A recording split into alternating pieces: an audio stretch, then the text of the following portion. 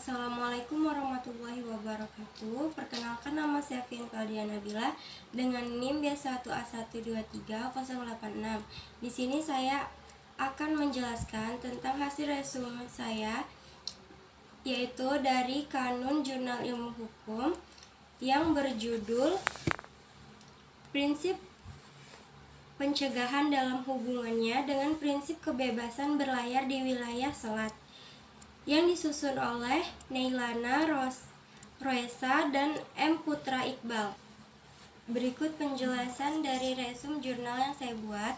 Yang pertama, yaitu prinsip pencegahan dalam hubungan prinsip kebebasan berlayar di selat. Dalam hukum laut internasional, pengaturan tentang rezim selat mendapatkan perhatian khusus terkait fungsi beberapa selat sebagai jalur pelayaran dan transportasi internasional. UNCLOS merupakan konvensi internasional yang mengatur secara komprehensif terkait penggunaan wilayah laut. Terkait pengaturan selat, pasal 34 menyatakan pengaturan mengenai selat dan konvensi ini berlaku untuk selat yang digunakan perlayaran atau navigasi internasional, yaitu menghubungkan sebuah bagian laut lepas dengan bagian laut lepas lainnya, atau menghubungkan sebuah zona ekonomi eksklusif dengan bagian zona ekonomi eksklusif lainnya. Dalam sejarah perkembangan hukum laut internasional, ada dua rezim yang saling berseberangan dalam hal kepentingan penggunaan wilayah laut, yaitu rezim negara pantai yang jelas. Dalam sejarah perkembangan hukum laut internasional, ada dua rezim besar saling berseberangan dalam hal kepentingan penggunaan wilayah laut, yaitu rezim negara pantai dan rezim negara dengan kekuatan pelayaran. Hakikat dari perbedaan kedua rezim tersebut sangat jelas. Konsepsi internasional Strait bertolak dari pangkal pikiran bahwa selat tersebut berstatus internasional. Walaupun mengakui adanya kepentingan-kepentingan negara pantai yang bersangkutan dan perlu diperhitungkan, misalnya dalam soal-soal pencegahan pencemaran laut. Namun dalam konsepsi ini, klausul yang lebih diutamakan adalah kepentingan pelayaran internasional yang tidak boleh terganggu, bukan kepentingan negara pantai. Sebaliknya, konsepsi Strait Usage for International Navigation bertolak pangkal dari pihak bahwa selat-selat tersebut menjadi bagian perairan nasional negara tepinya yang hanya secara kebetulan dipergunakan bagi pelayaran internasional. Konsepsi Strait Usage for International Navigation inilah yang kemudian diterima dalam Konvensi Hukum Laut 1982 Part 3 Pasal 34 sampai Pasal 45. Konsepsi Innocentive Passage menekankan pertimbangan tentang pentingnya pemeliharaan kepentingan negara pantai karena menurut hukum internasional yang ada waktu itu, Geneva Convention tahun 1958, pelayaran kapal-kapal asing melalui laut wilayah harus innocent terhadap negara pantai. Misalnya, kapal selam harus berlayar di permukaan air selama untuk secara bebas dapat melewati perairan selat itu. Jika konsepsi free transit diterima, kapal selam misalnya akan dapat berlayar melalui selat itu di bawah permukaan air, sedangkan kapal terbang militer akan dapat terbang dengan bebas di atas selat-selat tersebut. Selat Malaka menjadi penting dalam perdebatan di Konvensi Hukum Laut mengenai selat secara umum, karena peran Indonesia dalam memperjuangkan haknya sebagai negara pantai. Di wilayah tersebut ada dua komisi yang bertugas membahas rezim hukum yang akan berlaku bagi selat-selat yang dipakai pelayaran internasional, yaitu Subkomite 2 dari United Nations Seabed Committee dan Komite 2 Konvensi Hukum Laut. Setelah berbagai pertemuan, perundingan, dan konsultasi berjalan selama beberapa tahun antara negara-negara selat dan negara-negara maritim. Akhirnya tercapailah rezim kompromi dari kedua pandangan tersebut. Salah satu rezim yang dimaksud adalah rezim transit passage. Sebagai yang dirumuskan dalam Konvensi Hukum Laut 1982, pasal 34 sampai pasal 45. Menurut rezim kompromi ini, kedaulatan wilayah sovereignty negara pantai atas wilayah lautnya di selat yang dipergunakan bagi pelayaran internasional, termasuk kewenangan atas air, udara, dasar laut, dan tanahnya diakui secara resmi, dan bahwa rezim transit passage yang akan diberlakukan bagi selat-selat yang digunakan bagi pelayaran internasional itu tidak akan mempengaruhi pelaksanaan suverenitas atau yurisdiksi negara pantai atas perairan tersebut. Penting artinya karena dengan demikian sepanjang yang berhubungan dengan Indonesia, hal tersebut merupakan pengakuan atas suverenitas kedaulatan wilayah Indonesia atas Selat Malaka dan Selat Singapura yang merupakan bagian dari wilayah Indonesia.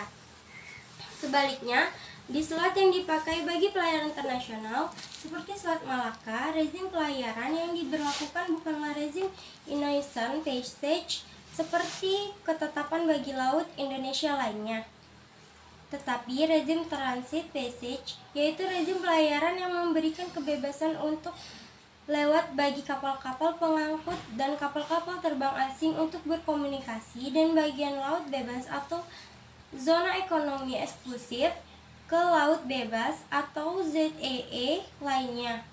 Pasal 38 ayat 2 UNCLOS. Kebebasan yang diakui itu hanyalah kebebasan untuk lewat dengan disertai syarat-syarat yang ditetapkan dalam konvensi. Pasal 39 UNCLOS meliputi: yang pertama, keharusan untuk lewat dengan segera. Yang kedua, keharusan untuk tidak mengambil tindakan yang dapat merupakan ancaman atau mempergunakan kekerasan terhadap kedaulatan, integritas wilayah, atau kemerdekaan politik negara selat tersebut. Yang ketiga, keharusan untuk tidak melakukan tindakan-tindakan yang tidak ada hubungannya dengan keperluan untuk lewat secara terus-menerus dan secara cepat dengan cara-cara yang normal. Yang keempat, keharusan untuk memenuhi ketentuan-ketentuan lainnya ditetapkan dalam konvensi bagi kapal-kapal yang lewat atau kapal-kapal terbang yang sedang transit. Syarat-syarat tersebut di atas merupakan bukti bahwa keinginan kebebasan berlayar bagi negara-negara yang mempunyai kekuatan dan kemampuan navigasi internasional. Selain mengakomodir prinsip kebebasan berlayar, UNCLOS juga memberikan kewenangan tertentu bagi negara pantai untuk membuat dan menetapkan aturan mengenai hak lintas transit negara-negara pantai. Poin penting lainnya adalah adanya ketentuan pasal 43 UNCLOS 1982, di mana negara-negara pemakai selat untuk membantu negara pantai dan meningkatkan keselamatan dan perlindungan lingkungan di selat-selat tersebut. Pencemaran lingkungan laut di wilayah selat dengan ritme pelayaran yang tinggi didominasi oleh pencemaran dari kapal-kapal yang melewati wilayah selat. Dengan adanya perjanjian kerjasama ini akan membantu negara pantai yang terkena dampak pencemaran lingkungan dari kegiatan pelayaran yang dilakukan oleh negara lain. Sering dengan tercapainya rezim kompromi ini berarti rezim hukum internasional melalui selat tersebut telah diselesaikan. Rezim ini juga menjadi solusi dari masalah yang dihadapi Indonesia di Selat Malaka, walaupun tidak seluruhnya mengakomodir keinginan Indonesia. Setidaknya kesepakatan tersebut memberikan jaminan pada kepentingan Indonesia. Di antara kepentingan utama Indonesia itu adalah pengakuan kedaulatan Indonesia di wilayah Selat Malaka sampai Singapura. Pengakuan terhadap hak kapal asing yang melewati wilayah selat tidak mempengaruhi pelaksanaan wewenang dan kedaulatan Indonesia atas kekayaan alam di wilayah selat. Dan yang tidak kalah pentingnya adalah kewenangan yang diberikan pada Indonesia untuk membuat aturan-aturan dalam hal menjaga keselamatan pelayaran dan lalu lintas di selat serta menjaga kepentingan-kepentingan lainnya. Akan tetapi, di sisi lain, ada konsekuensi lain yang harus diterima Indonesia, di antaranya sebagai negara pantai, Indonesia tidak berwenang melarang dan menghalang-halangi kapal asing yang hanya lewat dan tidak boleh mengambil tindakan yang semena-mena atas kapal-kapal yang lewat. Selain itu, Indonesia juga tidak boleh mensyaratkan kapal perang negara asing untuk meminta izin atau memberitahukan terlebih dahulu bila ingin berlayar di wilayah selat, serta meminta kapal selam untuk berlayar di atas permukaan laut. Dan dari segi kepraktisan, Indonesia tidak begitu mempersoalkan hal tersebut.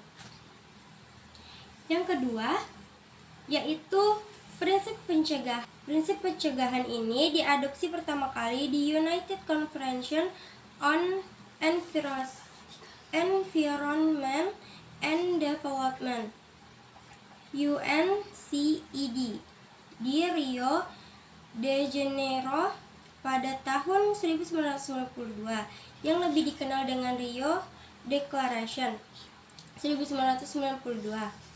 Secara umum, prinsip ini menyatakan bahwa guna melindungi lingkungan hidup, setiap negara hendaknya dapat menerapkan pendekatan yang bersifat pencegahan sesuai dengan kemampuan masing-masing.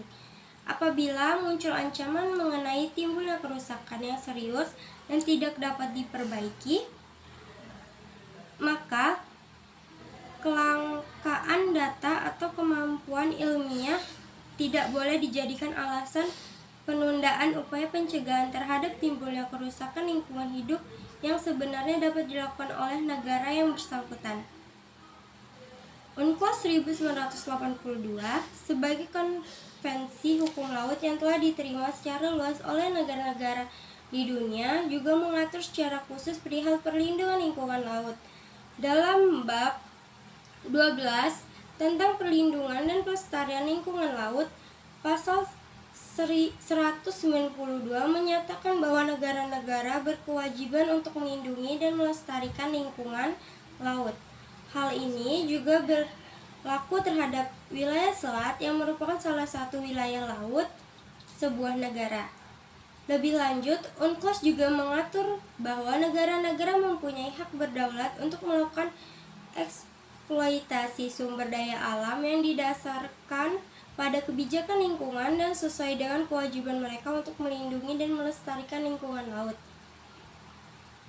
Secara lebih rinci, UNCLOS juga mengatur tentang tindakan-tindakan yang harus diambil oleh negara-negara untuk mencegah, mengurangi, serta mengendalikan pencemaran lingkungan laut yang disebabkan oleh penggunaan wilayah laut tersebut. Di antaranya adalah melakukan kerjasama dalam hal penggunaan teknologi serta melakukan riset terkait masalah yang dihadapi. Kerjasama ini dapat dilakukan secara regional maupun global, karena disadari adanya kesulitan dalam melaksanakan ketentuan-ketentuan hukum UNCLOS, terutama bagi negara-negara berkembang yang belum mampu secara ekonomi maupun teknologi. Seluruh tindakan dan kebijakan yang dihasilkan dalam proses kerjasama tersebut bukan merupakan sebuah pelanggaran terhadap ketentuan UNCLOS serta ketentuan-ketentuan hukum internasional lainnya. Itu saja yang dapat saya sampaikan. Kurang dan lebihnya mohon maaf. Terima kasih. Wassalamualaikum warahmatullahi wabarakatuh.